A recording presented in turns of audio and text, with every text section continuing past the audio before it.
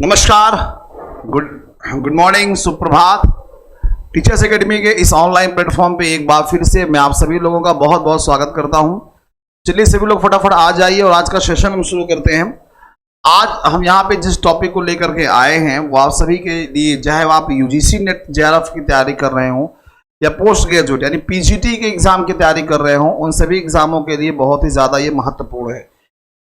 आज का जो टॉपिक है हमारा अंतर्राष्ट्रीय राजनीति से संबंधित है, जिसका एक बहुत इंपॉर्टेंट पहलू है विदेश नीति, फॉरेन पॉलिसी। आज हम उनके प्रमुख सिद्धांतों को जानेंगे कि आखिरकार विदेश नीति जो भारत की होती है इसका क्या सिद्धांत होता है, क्या इसकी विशेषताएं होती हैं और किस प्रकार से विदेश नीति जो है कार्य करती है।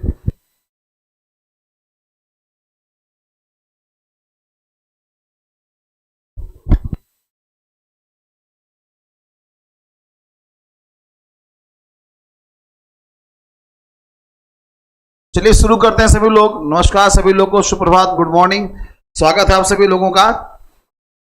तो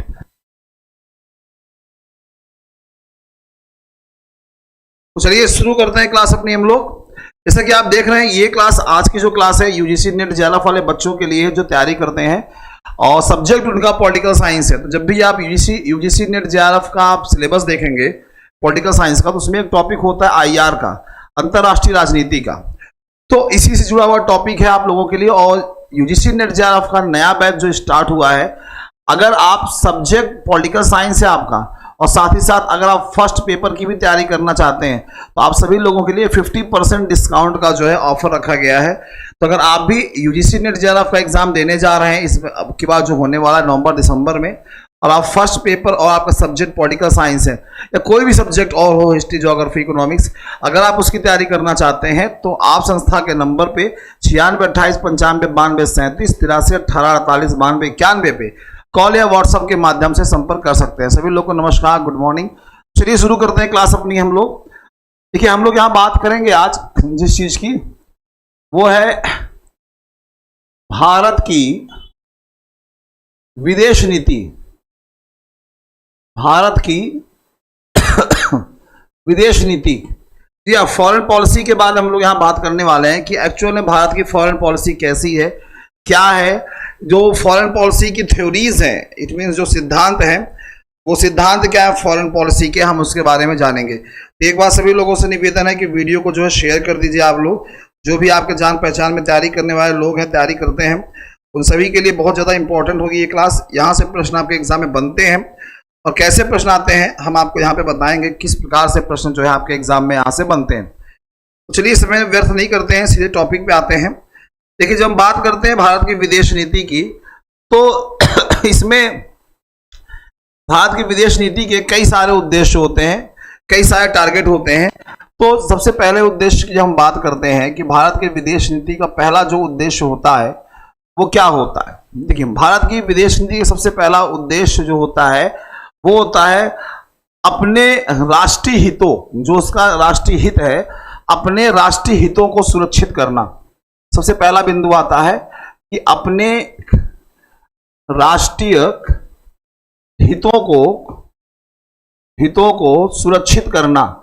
ठीक है, अपने राष्ट्रीय हितों को सुरक्षित करना, ये सबसे पहला पॉइंट होता है कि आप अपने देश के, अपने राष्ट्र के जो उसके हित हैं, जो वो सारी चीजें जो उसके फेवर में हैं, उन हितों को आप कैसे सुरक्षित करेंगे, ये सबसे पहली पॉलिसी होती है और देश की, और कि राष्ट्रीय हित हमारा क्या है। और राष्ट्रीय हित के बारे में जब हम बात करते हैं तो कहा जाता है कि जो देश का राष्ट्रीय हित होता है इसका दायरा बहुत ही ज़्यादा बड़ा होता है, बहुत ही ज़्यादा फैला होता है। इसमें बहुत सी चीज़ें आती हैं। राष्ट्रीय हित की जब हम बात करते हैं तो डियर, इसमें बहुत सी चीज़ें आती हैं कि अपने देश का राष्ट्रीय हित हम कैसे सिद्ध कर सकते हैं। बहुत सी चीज़ें आती हैं, जैसे क्षेत्रीय अखंडता की रक्षा करना। आप इसके अंदर देख लीजिए आती क्या है, अपने क्षेत्रीय अखंडता की रक्षा करना। क्षेत्रीय अखंडता की रक्षा करना का मतलब जो है, भारत एक अखंड देश है, मतलब ये खंडित नहीं है। कहने के लिए तो हम राज्यों में विभाजित हैं, लेकिन हम कहते हैं ना कि भारत जो है अनेकता में एकता, अनेक होते हुए भी एक है। तो हमारे एक नहीं, टीजीटी नहीं है, तो पीजीटी नेट जेआरएफ। तो एकता और अखंडता की रक्षा करना पहला उद्देश्य होता है जो राष्ट्रीय हित में आता है। ठीक है। और क्या होता है, और क्या होता है राष्ट्रीय हित में? सीमा पर बॉन्ड, देश की सीमा पर आतंकवाद से सुरक्षा, आतंकवाद से सुरक्षा, यह आता है आपका इसमें। ऊर्जा सुरक्षा, ऊर्जा सुरक्षा यह आता है इसमें आपका, कि देश की एकता और अखंडता को कैसे हम संरक्षित करें, आतंकवाद से कैसे मुकाबला करें, ऊर्जा सुरक्षा। ठीक है। और सबसे इंपॉर्टेंट चीज जो और भी आती है, दो सबसे इंपॉर्टेंट है, एक होता है खाद्य सुरक्षा, एक होता है खाद्य सुरक्षा, और एक जो बहुत ही ज्यादा प्रेजेंट टाइम में हाईलाइटेड है वो है साइबर क्राइम। साइबर क्राइम, इन सभी चीजों से, इन सभी चीजों का संबंध जो है देश के राष्ट्रीय हितों से है। देश के राष्ट्रीय हितों से इन सभी का संबंध है। यानी कहें तो भारत का जो ये पहला उद्देश्य है विदेश नीति का, फॉरेन पॉलिसी का, वो यही होता है कि अपने देश के राष्ट्रीय हितों को हम कैसे संरक्षित करें, कैसे सुरक्षित रखें। तो उसके लिए क्षेत्रीय अखंडता की हमको रक्षा करनी होती है, कि जो हम क्षेत्र आधार पे हैं, अलग अलग रीजन में डिवाइड हैं, उनकी अखंडता को हम बनाए रखें। क्योंकि हम भले क्षेत्र के आधार पे अलग अलग भाग में, अलग अलग रीजन में डिवाइड हैं, फिर भी हम एक हैं, अनेकता में एकता है। तो उसको कैसे हम सुरक्षित रखें, कैसे मजबूत बनाए रखें, ये होता है। दूसरा होता है सीमा पर आतंकवाद से सुरक्षा। जो बाउंड्री पर, देश की सीमा पर जो आतंकवादी गतिविधियां होती हैं, उससे हम अपने देश को कैसे उससे बचाए रखें, कैसे उसे सुरक्षित रखें, ये भी पहली प्रायोरिटी में एक तरीके से आता है। ऊर्जा सुरक्षा, एनर्जी रिसोर्स जो हमारे यहाँ होते हैं, ऊर्जा तो ऊर्जा सुरक्षा, एनर्जी को भी बचाए रखना, क्योंकि ऊर्जा जो होती है बहुत बड़ी चीज होती है। बिना एनर्जी के, मतलब ये कह सकते हैं देश के बहुत से काम नहीं हो सकते हैं एनर्जी से, बिना एनर्जी। इसलिए देखिए ना, जब आप ज्योग्राफी पढ़ते हैं, ज्योग्राफी के एनसीईआरटी जब आप पढ़ते हैं, तो उसमें लिखा रहता है ऊर्जा के renewable and non renewable resource, परंपरागत और गैर परंपरागत स्रोत।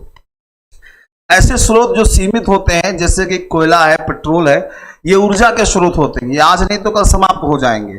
तो इसके ऑप्शन में कोई चीज हमको बना के रखनी होगी, ताकि फ्यूचर में एनर्जी की जो सोर्स है वो कम ना हो। इसके लिए हम लोग न्यूक्लियर एनर्जी की बात करते हैं, और बहुत ज़्यादा उस पर हम काम कर रहे हैं। भारत में 6 न्यूक्लियर स्टेशन बन चुके हैं, जहाँ पे इस पर काम होता है। तो ऊर्जा सुरक्षा को बनाए रखना ये भी बहुत इंपॉर्टेंट होता है। फिर होता है खाद्य सुरक्षा और साइबर क्राइम। खाद्य सुरक्षा बहुत जरूरी होती है, क्योंकि देश में, भारत एक ऐसा देश है, जो कहते हैं ना विकासशील देश है भारत। तो देश में जो जनसंख्या है, अगर हम भारत देश में भी 2021 में जनगणना तो हुई नहीं, लेकिन यूएन की जो जनगणना है उसके आधार पे हम लोग 1 अरब 40 करोड़ से ज़्यादा हो चुके हैं।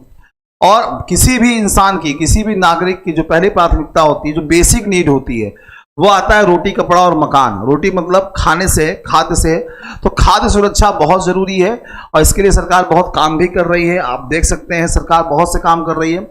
साइबर क्राइम, आजकल ये जो साइबर क्राइम बहुत ज़्यादा पॉपुलर हुआ है, साइबर क्राइम ऑनलाइन तरीके से या इंटरनेट का इस्तेमाल करके किसी भी तरीके से आपके साथ क्राइम हो सकता है। तमाम चीज़ें होती हैं। अगर आप देखेंगे तो साइबर क्राइम जब होता है, जैसे आपके मोबाइल में मैसेज आ गया और OTP आया, उधर से एक फ़ोन आएगा कि सर आपके हम बैंक से बोल रहे हैं, बैंक को अपडेट कर रहे हैं अकाउंट के, आपको एक OTP गया होगा, OTP बता दीजिए हमको, हम आपका अकाउंट अपडेट कर देते हैं। और जैसे आपने OTP बताया नहीं कि सारे पैसे गायब अकाउंट से। साइबर क्राइम और भी बहुत सारे साइबर क्राइम्स आजकल हैं, हो रहे हैं। तो इन सभी चीज़ों से संरक्षा प्रदान करना, या कह सकते हैं इन सभी चीज़ों से सुरक्षा प्रदान करना, एक तरीके से जो आता है वो आपके राष्ट्रीय हित में आता है। तो भारत की जो विदेश नीति होती है, उन सभी चीज़ों से उसमें आता है राष्ट्रीय हितों को सुरक्षित करना। अब ये चीज़ अलग तरीके से भी होती है, इसका कनेक्शन देश के अंदर भी होता है, देश के बाहर भी होता है।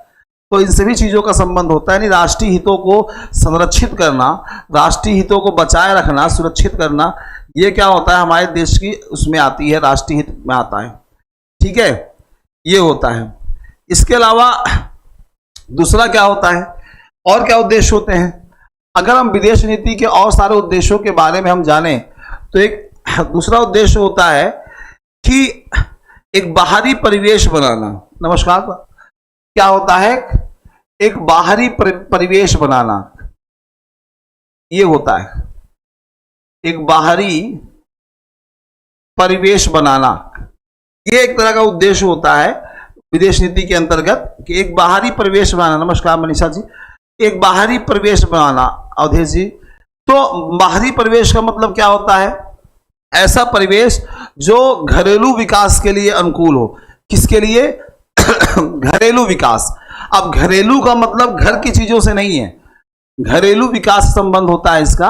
तो घरेलू का मतलब डोमेस्टिक चीजें जो होती है, जैसे घर के लिए राशन पानी नहीं खरीदना। घरेलू का मतलब होता है देश के अंदर, या देश के अंदर की बात कर रहे हैं, घरेलू अपने देश के अंदर।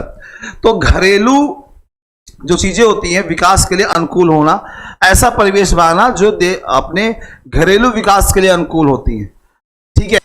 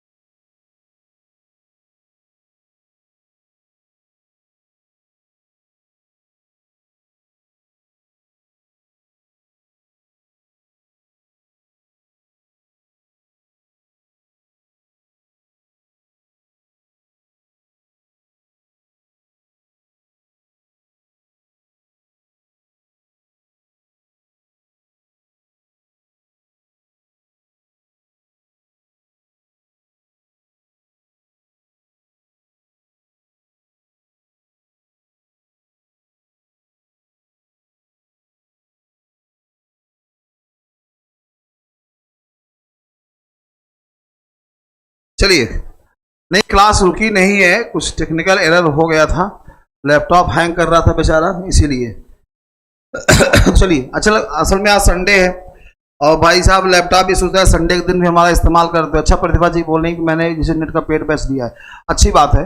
तो इसमें तीसरा उद्देश्य क्या होता है, जैसे आपने देखे विदेश नीति के ये दो उद्देश्य आपने देखे, एक बाहरी निवेश में आना।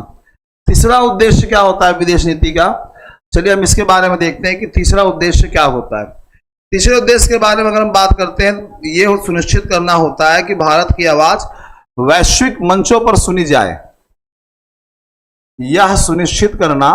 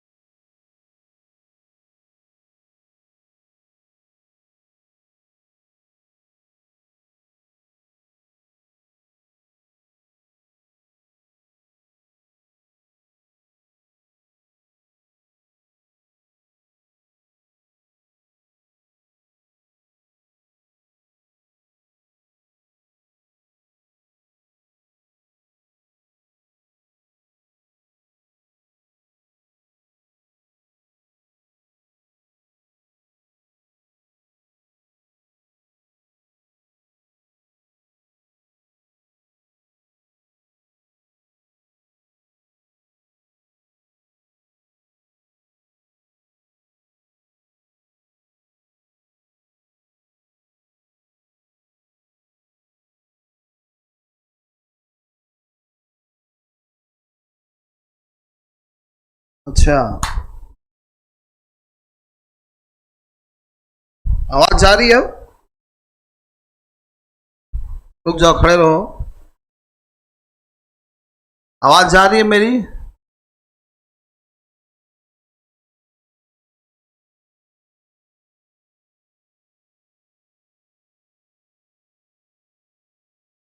अभी भी आवाज नहीं जा रही है?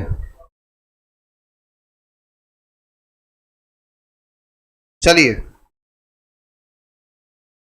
हाँ आ गई, चलिए चलिए।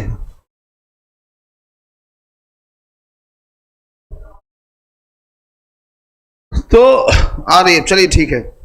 तीसरी बात हम यहाँ पे कर रहे थे कि भारत देश की जो विदेश नीति होती है, उस विदेश नीति का जो तीसरा उद्देश्य होता है वो ये है कि यह सुनिश्चित करना कि भारत देश की आवाज वैश्विक मंच पर सुनी जाए। वैश्विक मंच पर सुनी जाए ना, विश्व स्तर पर इसकी बात सभी देश सुने, जो बाकी देश हैं विश्व के वो सिर्फ भारत देश की आवाज को सुने। ऐसा इसलिए कहा जाता है क्योंकि भारत एक विकासशील देश है। इस बात को आप भी जानते हैं, भली भांति परिचित है, भारत एक विकासशील देश है और विकासशील देश होने के नाते बहुत से ऐसे डेवलप कंट्रीज हैं, विकसित देश हैं, जो कहीं ना कहीं विकासशील देशों को तवज्जो नहीं देते हैं। आप बहुत से ऐसे रिपोर्ट देखे होंगे जहां पे बैठक होती है, विकसित और विकासशील देश आते हैं, लेकिन उनके विकासशील देशों की बातों को तवज्जो नहीं दिया जाता। तो हमारे देश की पॉलिसी है, फॉरेन पॉलिसी में एक चीज इंक्लूड है कि ऐसी व्यवस्था हम बनाएं, ऐसा अपने आप को बनाएं कि विदेशी मंच पर, वैश्विक मंच पर हमारी आवाज जो है सुनी जाए, लोग हमारी बातों को सुने।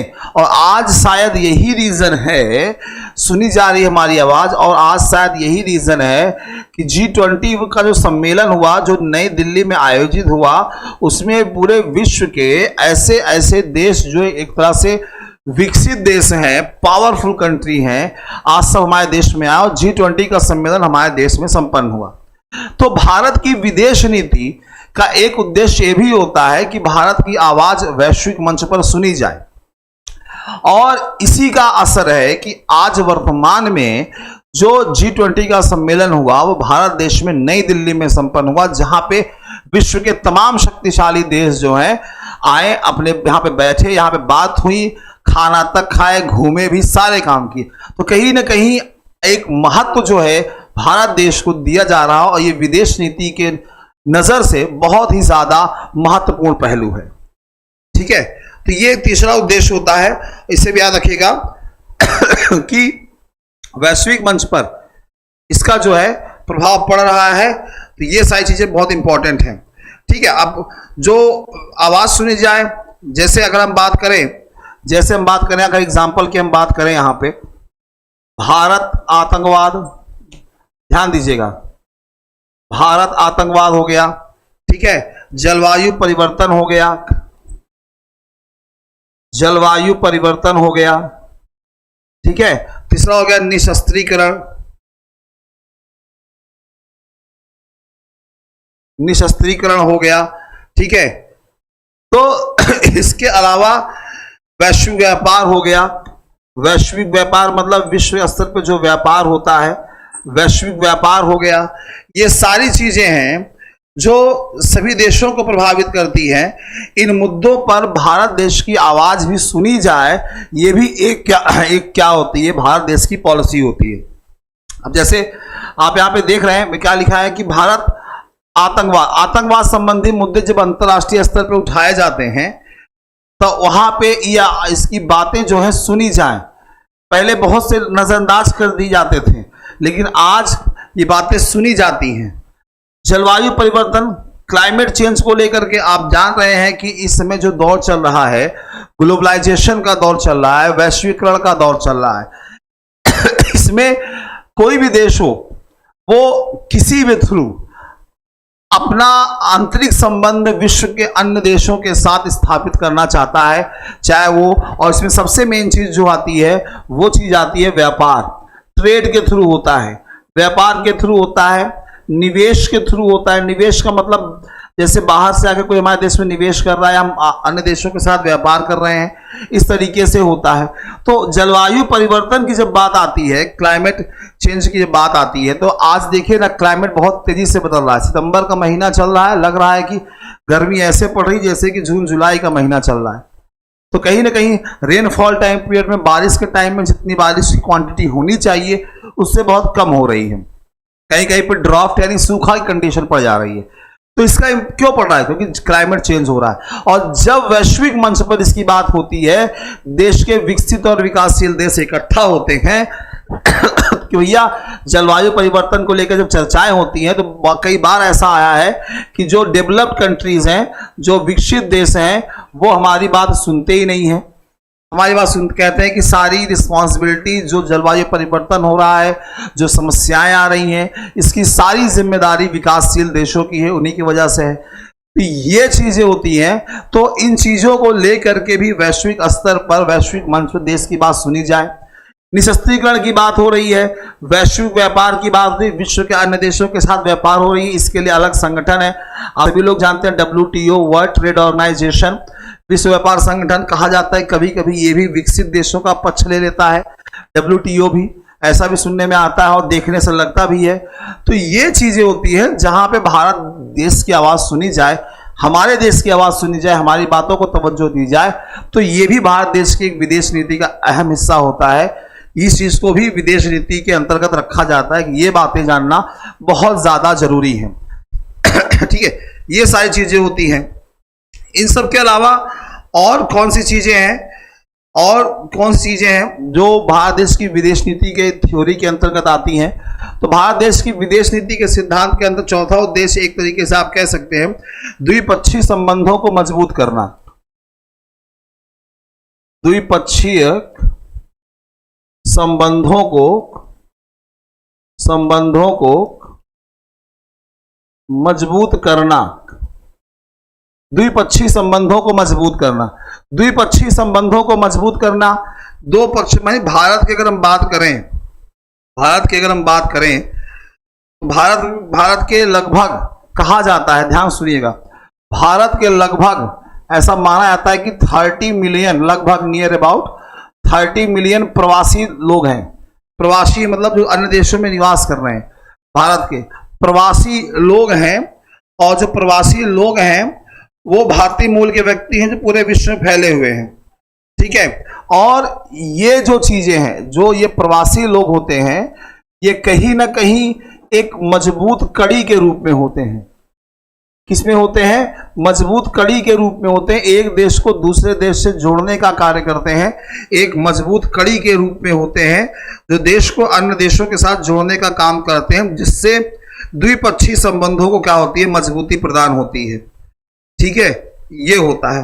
साथ ही साथ ये भी देखा जाता है कि जो भारतीय अन्य देशों में रह रहे हैं प्रवासी के तौर पे, उनकी सुरक्षा की बात की जाती है कि भैया आपके देश में भारतीय रह रहे हैं और आपके देश के विकास में उनका योगदान भी है, तो उनके सुरक्षा की बात जो है इसके अंतर्गत की जाती है। ये भी हमारी विदेश नीति का एक अहम हिस्सा माना जाता है। जो अन्य लगभग बताया मैंने 30 मिलियन प्रवासी हैं, लगभग नियर अबाउट, एग्जैक्ट नहीं है, 30 मिलियन लगभग प्रवासी हैं जो अन्य देशों में रह रहे हैं। तो अन्य देशों के साथ हमारे देशों के संबंध को क्या कर रहे हैं? वो और प्रांगण और मजबूत बनाते हैं, ठीक है, किसी भी तरीके से, व्यापार से लेकर के किसी भी तरीके से। तो इससे क्या होता है? अन्य देशों के साथ जो हमारे द्विपक्षीय संबंध होते हैं वो मजबूत होते हैं। वो क्या होते हैं? मजबूत होते हैं। तो ये भी एक विदेश नीति का क्या होता है? अहम हिस्सा माना जाता है कि विदेश नीति के अंतर्गत ये चीजें भी ध्यान में रखी जाती है, ठीक है। विदेश नीति इसके अंतर्गत, इसके अलावा विदेश नीति के और भी कई मौलिक सिद्धांत होते हैं। जैसे सबसे इंपॉर्टेंट जो आपके एग्जाम में क्वेश्चन बनता है, पंचशील, या आप कह सकते हैं 5 गुण, पंचशील कह सकते हैं या आप 5 गुण कह सकते हैं, ठीक है। ये बहुत इंपॉर्टेंट रहा है पंचशील सिद्धांत, ये आपके एग्जाम में पूछा भी गया है। ये भी एक विदेश नीति का प्रमुख सिद्धांत होता है, मौलिक सिद्धांत होता है। आप सभी को पता होगा इतना तो, पंचशील या 5 गुण जो होता है 29 अप्रैल 1954 को इस पर हस्ताक्षर किए गए थे। 29 अप्रैल 1954 को 29 अप्रैल 1954 को इस पर हस्ताक्षर किए गए थे। और इसके अंतर्गत था क्या? औपचारिक रूप से चीन और भारत के तिब्बत क्षेत्र के बीच में व्यापार पर समझौते के अंतर्गत किए गए थे। औपचारिक रूप से चीन और भारत के बीच में इसके अंतर्गत समझौता हुआ था। और जो क्षेत्र आता है जिसे हम बोलते हैं तिब्बत क्षेत्र में व्यापार संबंधी समझौता हुआ था। इसे व्यापार संबंधी, ट्रेड, व्यापार, चीन और भारत के बीच में क्या हुआ था? तिब्बत क्षेत्र के बीच व्यापार पर समझौते पे प्रतिपादित किया गया था। ये जो कि बाद में विश्व स्तर पर क्या करने लगा? ये अंतरराष्ट्रीय संबंधों के संचालन के रूप में कार्य करने लगा विश्व स्तर पर। तो पहले चाइना और भारत के बीच में हुआ था। अब ये 5 सिद्धांत जो ये पंचशील हैं, पंच का मतलब ही होता है 5। एग्जाम में आपको क्वेश्चन पूछता है कि पंचशील में कौन सी 5 बातें आती हैं, तो पंचशील में आप याद रखिएगा, ये एग्जाम में आपके पूछा जाता है। पंचशील के बारे में जब हम बात करते हैं तो डियर, इसमें आपका आता है दूसरे की क्षेत्रीय अखंडता और संप्रभुता का सम्मान, दूसरे की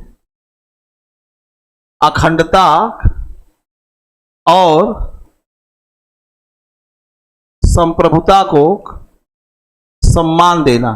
दूसरे की मतलब दूसरे देश की, दूसरे का तात्पर्य यहां पे दूसरे देश की है कि उस देश की क्षेत्रीय अखंडता और संप्रभुता के लिए सम्मान की भावना रखना, परस्पर गैर आक्रामकता,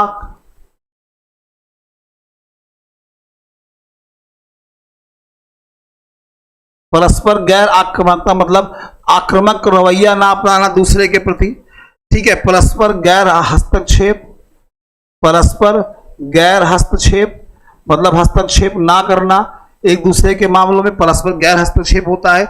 याद रखिएगा, इसे पांचों बातें याद रखें। समानता और पारस्परिक लाभ, समानता और पारस्परिक लाभ, और पांचवा जो आपका होता है शांतिपूर्ण सह अस्तित्व, शांतिपूर्ण सह अस्तित्व। ये चीजें जो होती हैं तो दूसरे की अखंडता, दूसरे देश की क्षेत्रीय अखंडता, उसकी संप्रभुता का सम्मान करना, ठीक है। परस्पर गैर आक्रामकता, परस्पर गैर हस्तक्षेप, समानता व पारस्परिक लाभ, शांतिपूर्ण सह अस्तित्व। ये चीजें जो आती हैं पंचशील सिद्धांत के अंतर्गत आती हैं। इन चीजों को आप अच्छे से याद रखिएगा। इन सब के अलावा विदेश नीति के और मौलिक सिद्धांतों के अंतर्गत ही पंचशील सिद्धांत के अलावा आप लोग जानते हैं एक बहुत फेमस वर्ड इस्तेमाल किया जाता है अपने संस्कृति में, वासुदेव कुटुंबकम। वासुदेव कृष्ण भगवान वाला वासुदेव मत समझिएगा, वासुदेव कुटुंबकम। इसका मतलब समझते हैं, इसका मतलब क्या होता है? इसका मतलब ये होता है, ये कहा जाता है, इसके अंतर्गत क्या कहा जाता है? इसके अंतर्गत ये कहा जाता है, हम मानते हैं कि विश्व एक परिवार है, विश्व एक परिवार है। ये माना जाता है कि पूरा विश्व क्या है, एक परिवार के तरीके से, एक फैमिली के तरीके से है। पूरा विश्व एक परिवार है। सबका साथ सबका विकास की अवधारणा इसमें होती है। क्या होती है? सबका साथ सबका विकास, ठीक है। सबका साथ सबका विकास की अवधारणा इसमें होती है, और इसके साथ साथ सबका विश्वास, ये भी चीजें आती हैं।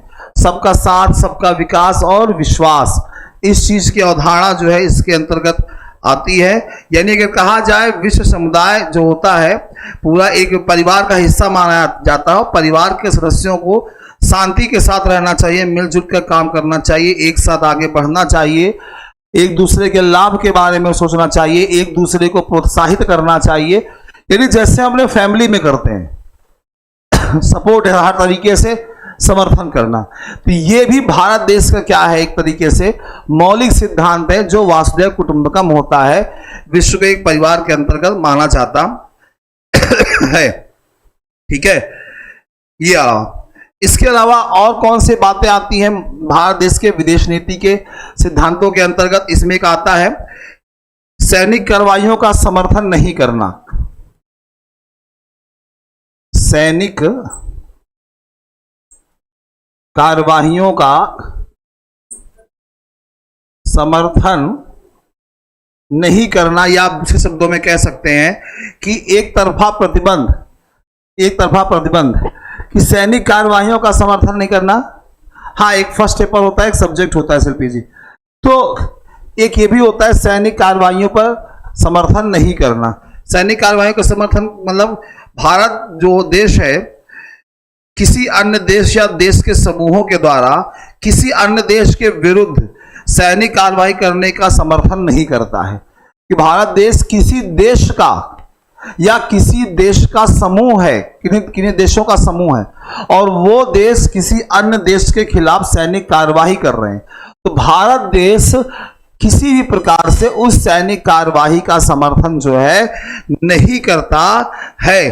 ठीक है, जब तक कि अंतरराष्ट्रीय स्तर पर संयुक्त राष्ट्र द्वारा सैन्य कार्यवाहियों को मंजूरी नहीं दी जाती है। कब तक? जब तक कि संयुक्त राष्ट्र संघ द्वारा सैनिक कार्यवाहियों को मंजूरी नहीं दी जाती है। कि जब तक संयुक्त राष्ट्र संघ द्वारा मंजूरी नहीं मिलेगी तब तक जो है किसी अन्य देश के खिलाफ हम जो है सैन्य कार्रवाइयों का समर्थन जो है नहीं करेंगे। इसीलिए भारत केवल शांति सैन्य अभियानों में योगदान देता है। ठीक है, किसमें? शांति सैन्य अभियानों में योगदान देता है जो संयुक्त राष्ट्र शांति सेनाओं का हिस्सा है। संयुक्त राष्ट्र शांति सेनाओं का हिस्सा है, सिर्फ उसी में भाग देता है भारत देश। यानी एक तरीके से साफ साफ भारत देश क्या कह रहा है कि सैनिक कार्रवाइयों का समर्थन नहीं करते हैं। अगर कोई देश अन्य देश पर या कोई देशों का समूह किसी अन्य देश पर सैनिक कार्रवाई करता है तो हम उसका समर्थन जो है कदापि नहीं करते हैं। ये चीजें होती हैं। इसके अलावा और चीजें होती हैं। और चीजें क्या होती हैं? हस्तक्षेप नहीं, हस्तक्षेप नहीं करना चाहिए। ये भी एक पॉलिसी अपनाता है भारत देश। कहता है भारत देश दूसरे देश के आंतरिक मामलों में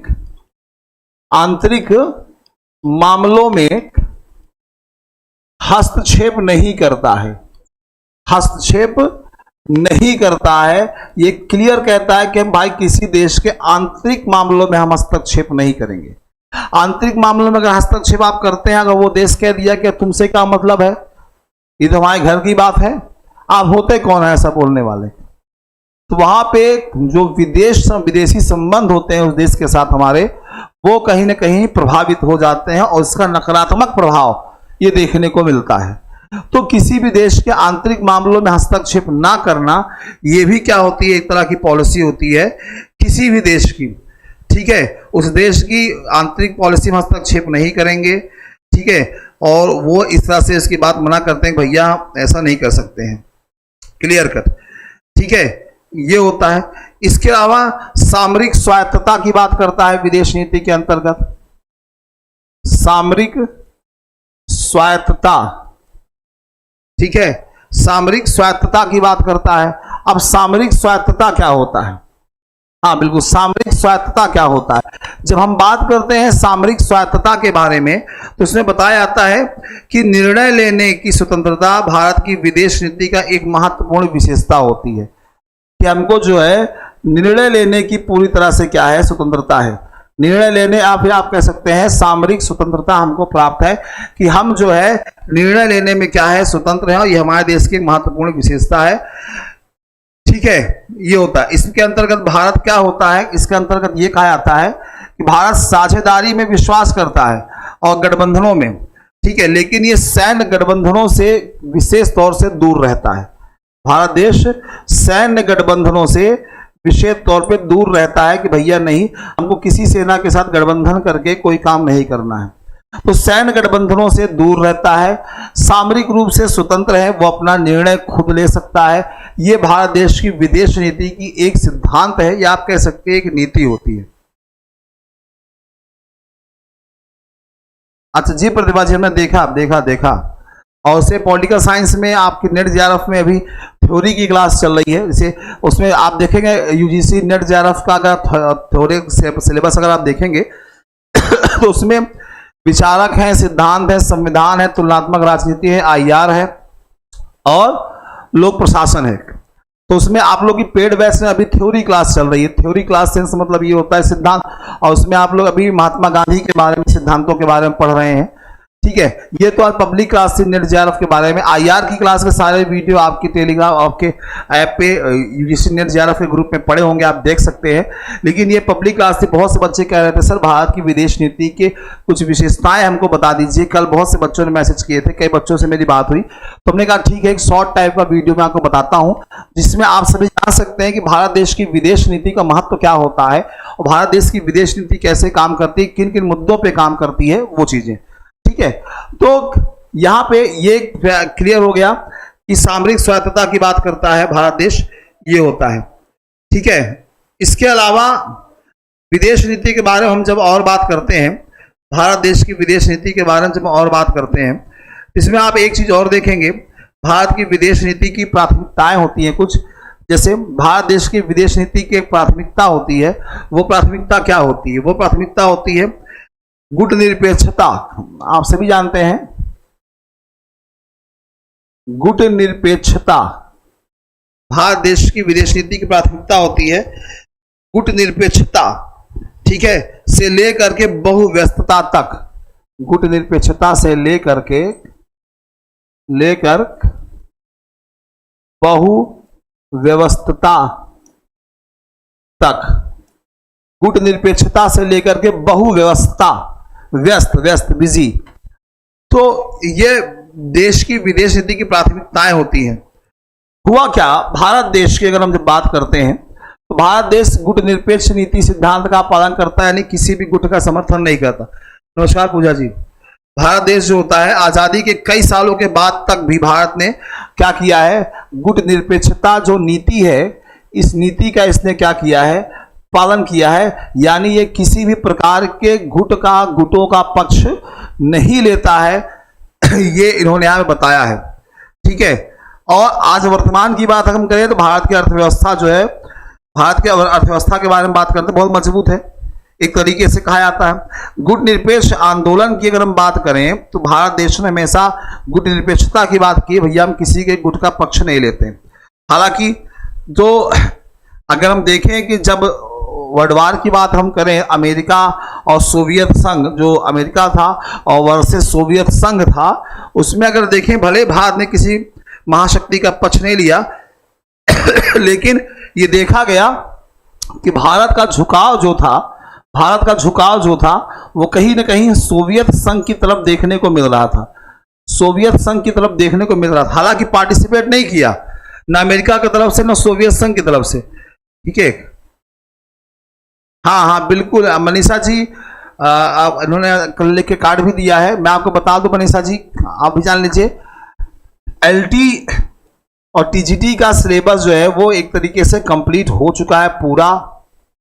कई सारे प्रैक्टिस सेट भी आपको ऐप में भेजे गए हैं। अगर आप लोगों ने लगातार क्लास ऐप पे नहीं लिया है, कई दिनों तक आपने ऐप पे क्लास नहीं देखा होगा, हो सकता है ऐप आपका अपडेट मांग रहा हो, लेकिन फिर भी हमारे कोचिंग संस्थान की एक विशेषता ये होती है कि अगर आपका बैच जो है खत्म हो जाता है, बैच अगर आपका समाप्त हो जाता है, फिर भी आपको वो चीज़ दोबारा रिसाइकिल के बिहाफ पे पढ़ाई जाती है, जब तक कि आपके एग्जाम नहीं हो जाते हैं।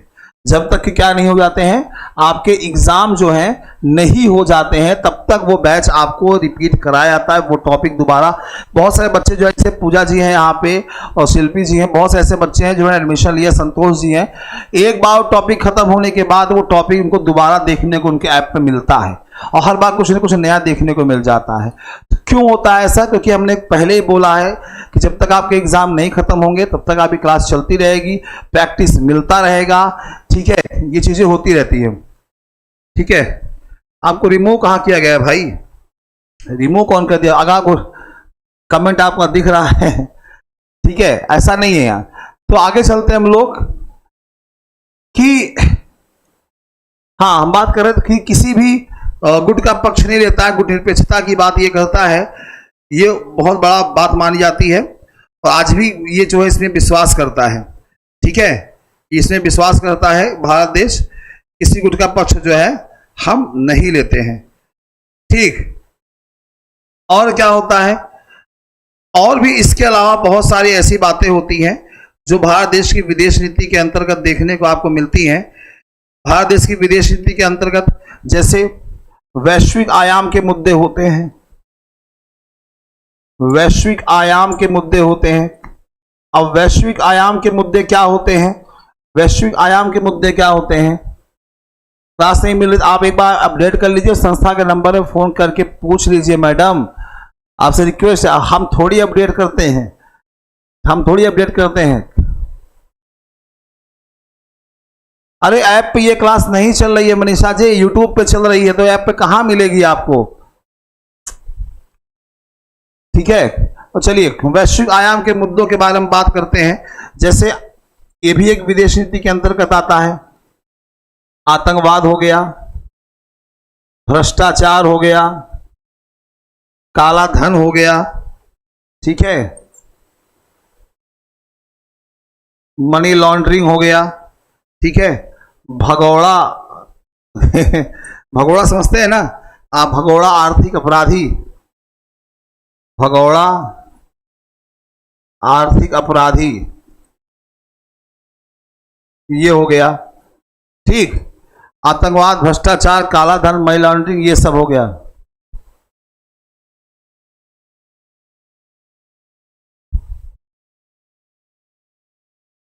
ठीक है, हमेशा जी हम देख लेते हैं। ठीक है, देख लेते हैं। तो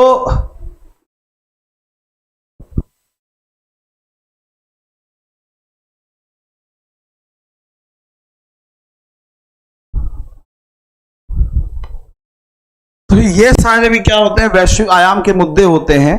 आतंकवाद है, भ्रष्टाचार है, काला धन है, मनी लॉन्ड्रिंग है, भगौड़ा है, ये सारे मुद्दे जो हैं ये चीजें होती हैं। ठीक है, ये सारी चीजें होती है। आतंकवाद से जुड़े मुद्दे होते हैं, भ्रष्टाचार से जुड़े मुद्दे होते हैं। ये सब भी क्या होता है, भारत देश की विदेश नीति के अंतर्गत आता है। भ्रष्टाचार, काला धन, भगोड़ा, आर्थिक अपराध जैसे वैश्विक मंच पर उठाने के लिए केंद्रित मुद्दे हैं। बहुत से ऐसे नाम हैं आपको देखने को मिलेंगे, विजय माल्या, नीरव मोदी, ऐसे बहुत सारे नाम हैं जो देश छोड़कर के भाग गए। तो ये भी क्या है, वैश्विक मंच पर उठाने पर केंद्रित हैं, ऐसे मुद्दे हैं। ठीक है, ठीक है। भारत और आतंकवाद की अगर बात करें तो आतंकवाद से जुड़े जो मुद्दे हैं, पाकिस्तान से चाहे जुड़े हों, आए दिन हमले होते हैं, चाइना से चाहे जुड़े हुए हों, बाउंड्री देश की सीमा पर अक्सर विवाद होता रहता है, ये चीजें होती हैं। तो ये सारी चीजें क्या होती हैं, कहीं ना कहीं देश की, कहीं ना कहीं ये देश की क्या होती हैं, विदेश नीति से संबंध रखती हैं। तो जितनी बातें आपने देखी पहले विदेश नीति के जो प्रमुख सिद्धांत हैं, बातें हैं, उसमें आपने देखा भारत की विदेश नीति की सबसे पहला अहम बात क्या होता है, राष्ट्रीय हितों की सुरक्षा करना, ये होता है। ठीक है, एक बाहरी परिवेश में आना ताकि बाहरी देश हमारे देश के प्रति आकर्षित हों, make in India, digital India, smart city, ये सब होता है। इसके अलावा क्या, भारत की आवाज को वैश्विक मंच पे उठाया जाए, ये चीज भी सुनिश्चित करना भारत की विदेश नीति के अंतर्गत है। इसमें भारत आतंकवाद, जलवायु परिवर्तन, निशस्त्रीकरण, वैश्विक व्यापार, ये सारी चीजें आती हैं। द्विपक्षीय संबंधों को मजबूत करना, इसमें आपका आता है कि प्रवासी देश को लेकर के, जितने प्रवासी भारतीय दूसरे देश में रह रहे हैं उनको लेकर के है।